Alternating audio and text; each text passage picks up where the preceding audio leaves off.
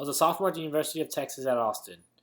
A guy by the name of Boz approached me and asked me if I would play CSA flag football. He told me that they were in dire need of any help to help them win.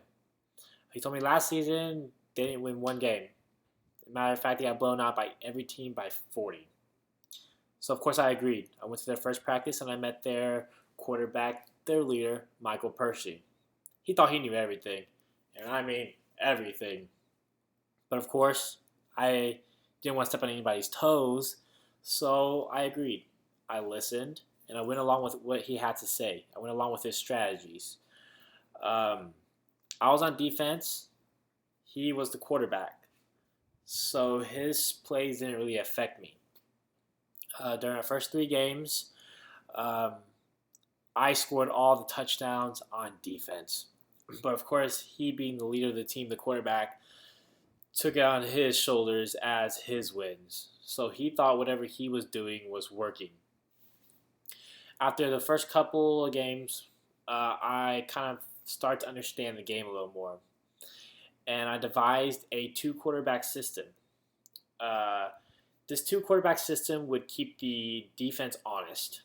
It makes the defense guard all the players we have on the field for the whole game. So I presented this option to our quarterback, Michael, and our team. The whole team agreed. Everyone agreed, except for Michael.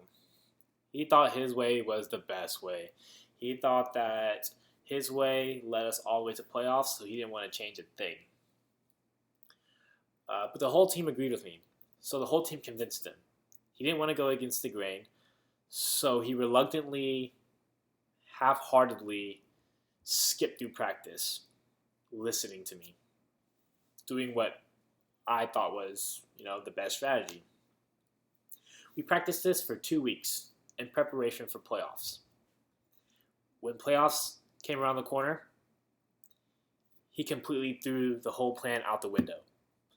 During the game, he didn't tell us this during practice. During the game, he abandoned the whole strategy. He ran it his old ways.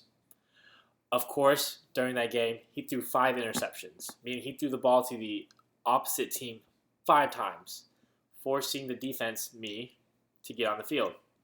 Every time I got the field, I got the ball back. So basically, I intercepted the ball back. When he got on the field, I would give him, a dirty look. Hey, run what we've, been practicing.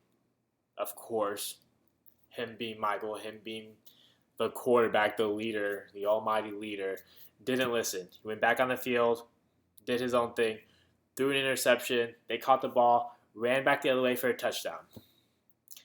Needless to say, we lost the game. After the game, in the post-game huddle, I looked over to him, and he was down. He was pretty sad. At that point, I realized that it's just a game, that I could have handled the situation a little better. Maybe if I leveled to his level, then he might have listened. I think he thought I was stepping on his toes, so he didn't respond accordingly. So I guess it's my fault too.